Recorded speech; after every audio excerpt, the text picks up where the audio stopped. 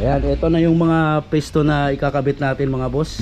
So ito yung pinagpalitan natin. Ayan. So ganito kadumi yung dati niyang piston. Ito yung baluktot na connecting rod. Ngayon mga bossing, bumili na lang tayo ng surplus. So kasama na yung piston. Tapos magpapalit tayo ng piston ring. Standard pa rin po yung gagamitin natin kasi wala naman tama yung sleeve nya. Yan, pati connecting rod bearing ay ito pa rin po yung gagamitin natin mga boss. Ayan, nalinis na natin. Kakasad na lang natin yung piston para matapos na natin tong BIOS na sobrang lakas ng vibration. Yung piston ring na luma na stock up din yung kanyang oil ring dahil po sa oil sludge. Ayan, kung makikita nyo po, ito yung hindi pa natin natanggal. Ito yung baluktot, stock up po siya, no?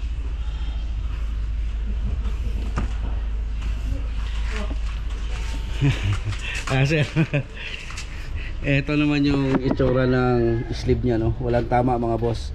So kaya piston ring talaga papalitan natin dito, tsaka connecting rod.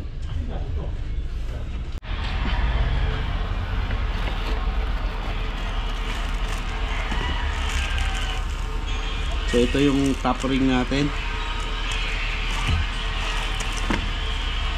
second ring. Ito naman yung oil ring.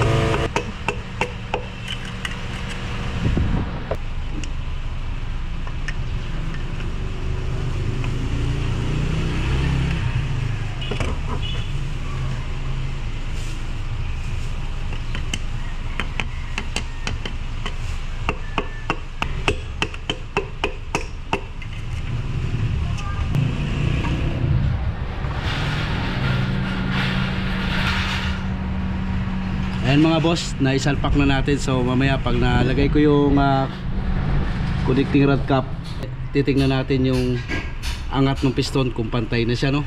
Ayan, dati number 3. So ito na yung pinalit natin. Yan, ito yung pinalitan natin. Yan. So cap na lang.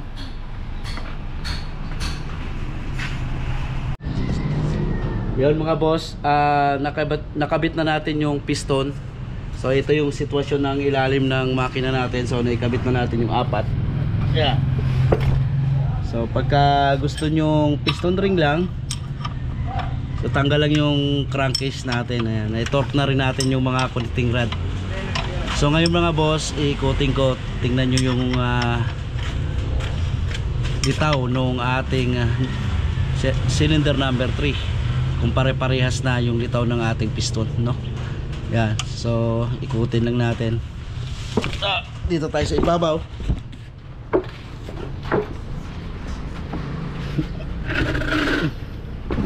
So ayan mga boss, so papalitawin natin. Ayan. Kung mapapansin nyo dati, etong number 3 ay nakalubog po dito sa ating sleeve, no? So ngayon pantay na siya. Ayan, pare-parehas na yung lutang ng piston niya. Ayan, pantay na siya, pare-parehas na yung lutang ng piston niya. So i-check na rin natin yung 1 in 4.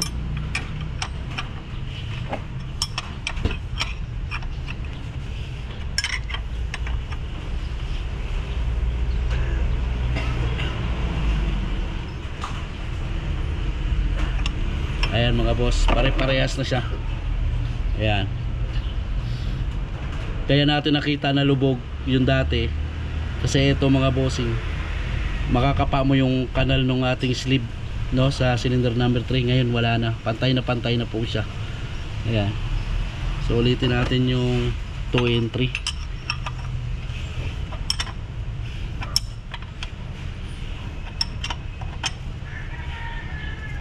Yan, parehas na rin siya. Yan, parehas na. Tapos wala nang kalog yung kanyang piston. Okay, so sunod natin dyan yung crankcase na lang. Dito mga timing chain, cylinder head. So makikita na natin yung under ng ating 1NR na sobrang vibration yung makina at maingay, no? So yan po ginawa natin, palit tayong piston ring, palit tayong valve seal. So natagalan lang kami kasi sobrang dami po ng oil sludge. Tulad ng pagkalas natin, tulad nitong piston na to, ayan. Kaya natin sinabay yung ring dahil grabe po. Ayan. Sobrang oil sludge na sunog na yung kanyang piston. Tingnan nyo yung gilid. Ayan. So ganito po ang linis natin. Yan, ito yung mga nalinis naming camshaft cap tsaka camshaft. Kailangan maibalik natin sa ganito kalinis. Ayan mga bossing, so update ko kayo pagka napaandar na natin tong ating 1NR. So ayan mga boss, naglilinis naman tayo ngayon ng valve tappet. Ito yung valve tappet niya mga sero. Sobrang dumi na rin po. Yung butas, may butas po yan dito. Ayan, tsaka rito, para pumasok yung langis natin. Ngayon barado na rin siya. So dapat ganito yung mga boss. So may nalinis na tayo rito. Ito, nalinis na natin to. Papakita ko sa inyo. So ito yung butas na sinasabi ko mga bossing. Ayan o. Pag natatakpan yan, dapat ganito siya. Yan. Yan, dapat tumagos dito. Pag barado po yan, dyan po nagkakaroon ng ingay yung ating mga valve tappet o yung ating makina. Yan, tulad nito, sobrang dumi. Ayan o, natatakpan niya na yung butas. Wala na, nakatakip na yung butas. Eto, natatakpan na ng oil sludge. Kaya hindi po gumagana ng maayos yung ating valve tappet.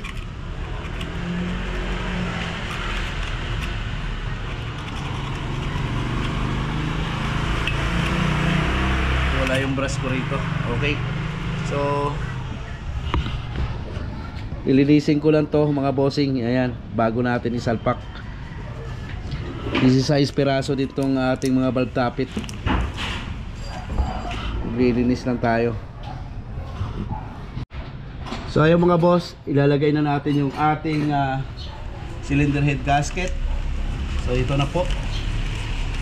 Original po yung ginamit nating head gasket.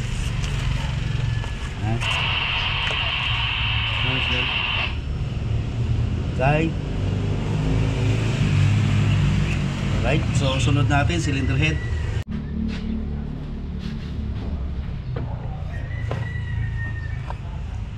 Alright.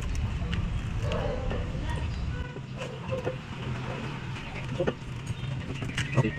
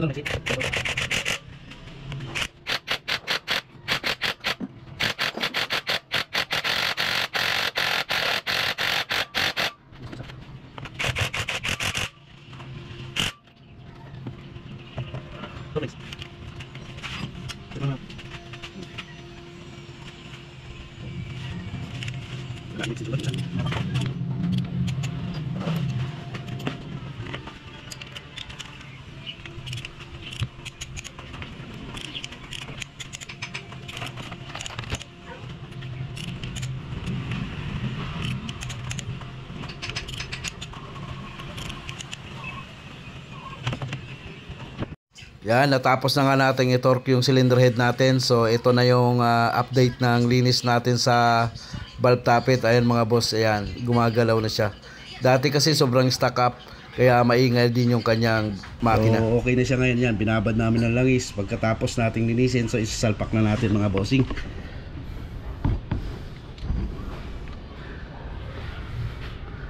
Yan o, gumagalaw na siya. Kahapon po mga stuck up yan.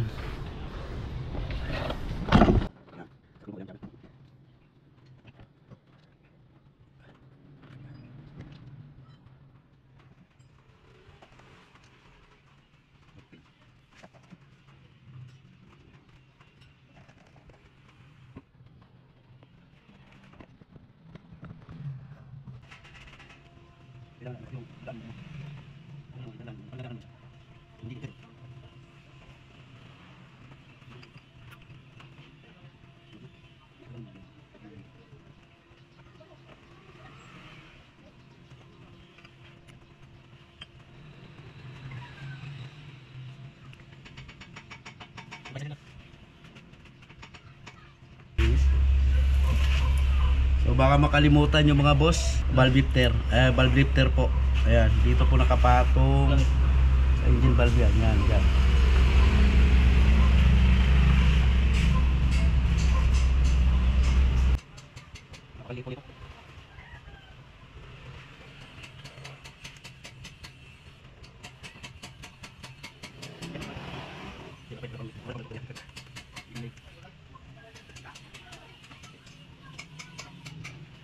Ayan, tapos na nga tayo sa valve lifter. So sunod naman natin mga bossing ay yung rocker arm. Ayan, lalagay na natin. Sunod naman yan yung camshaft.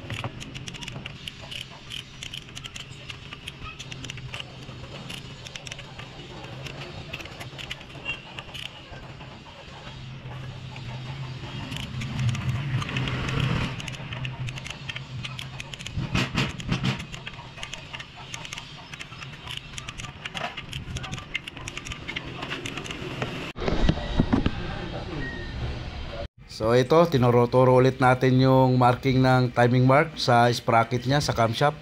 Ayan, yung cam loop, position ng cam loop mga bossing. Pag naset kayo ng timing. So napaka-basic lang po ng timing na itong mga ganitong Toyota. So hindi kayo maliligaw kasi may mga marking po yan. Dito naman tayo sa ilalim sa may sprocket. So tingnan nyo mabuti. Ayan yung marking ng chain. Tapos may pointer ulit sa sprocket. So pagtatapatin nyo lang. Ayan. So ganyan lang po ka dali yung yung pag timing ng ating 1NR. Kagaya lang din po ng mga Altis at saka Toyota Vios na 2.6. So ayan mga bossing, nabuo na natin yung makina na 1NR. So ngayon i-start natin, tingnan natin kung andar pa ba ito. Start mo idol, buksan mo na yung bintana. Sa una mga boss, maingay muna to kasi wala pang langis so medyo palyado sa una yan. Sa unang start lang naman yan, pero sa sunod pag naka-andar na yan wala na po yung ingay niyan. Start. Medyo palyado muna yan mga boss sa unang andar. Yun. Napunin niya agad Kaya pabayaan mo lang.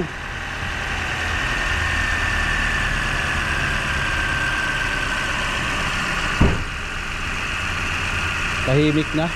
Wala na yung tik tik tik tik tik tik yung gumaga. Kita mo ang resulta nung nilinis natin yung valve capit. Yan mga bossing, tubig ulit. Dating gawi, flashing muna kami. Yan.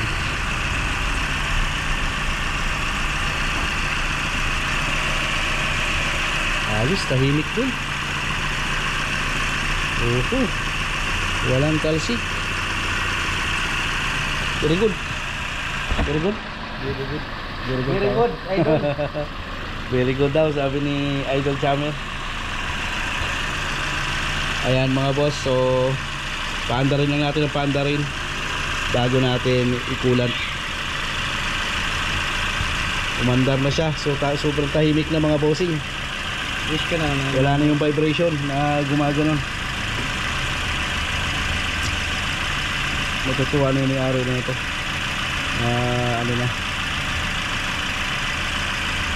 Tahimik na yung kanyang makina. Buray na lang.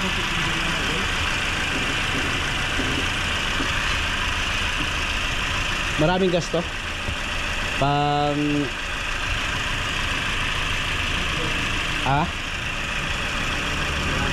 dami. Okay. Yeah, tahimik na siya mga boss. Start ulit natin yung ating Vios mga bossing. Kasi nagsalin kami ng CVT fluid nito.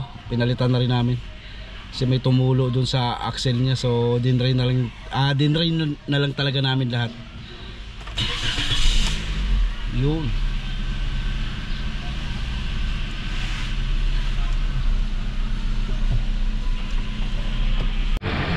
Ayan mga sir, so nagpa-plasing pa rin tayo sa ating Toyota Vios. Ayan, tingnan nyo po yung andar ng ating 1NR ngayon. Ayan mga boss, sobrang tahimik na po, matining na po yung andar nya. Ayan, so plasing lang kami. Ayan, kasama ko ulit si Calyabin Chamer. Hi mga idol.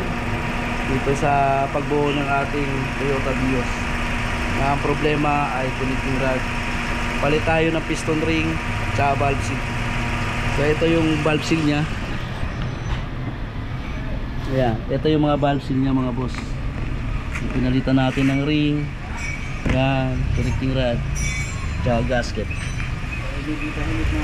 Okay na siya ngayon mga bossing. Ayan po, nakaikot yung belt Wala na yung tunog niya na lumalagatik.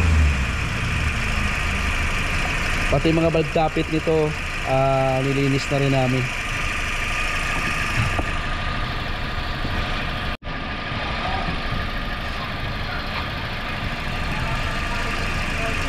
So ayan mga boss, so hanggang dito na lang tayo at nasolve na natin yung ating Toyota Vios na 1NR na sobrang palyado at mapalag yung makina. Ayan, okay na siya mga sir.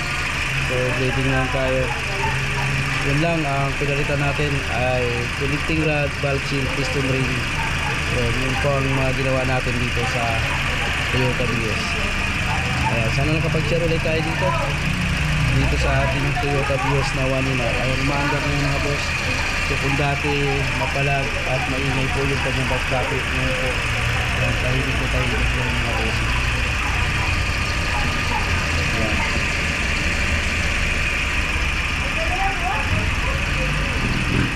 Ayan mga boss, bago tayo magtatapos, magsa-shoutout ulit tayo. Shoutout idol from Russia kay RB Ragoro. Shoutout sir. At shoutout din idol from Trilin Imos Cavite kay Honorio Tabamo Jr. Shoutout. At shoutout watching in Kuwait State kay Anton Filpil Evia. Yan, shoutout sir. Shoutout din kay Jonathan Gervasio. Ronnie Gumunit, shoutout. Pa-shoutout idol watching from Poland kay Antonel E. Beruya. Yan, big shoutout sa inyo mga sir.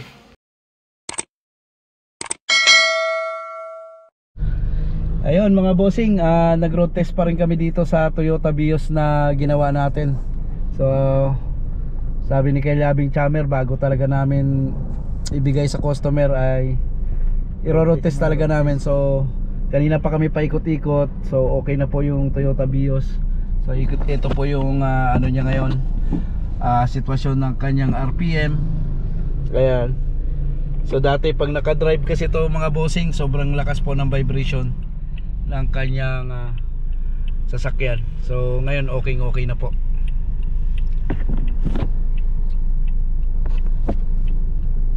Tayo.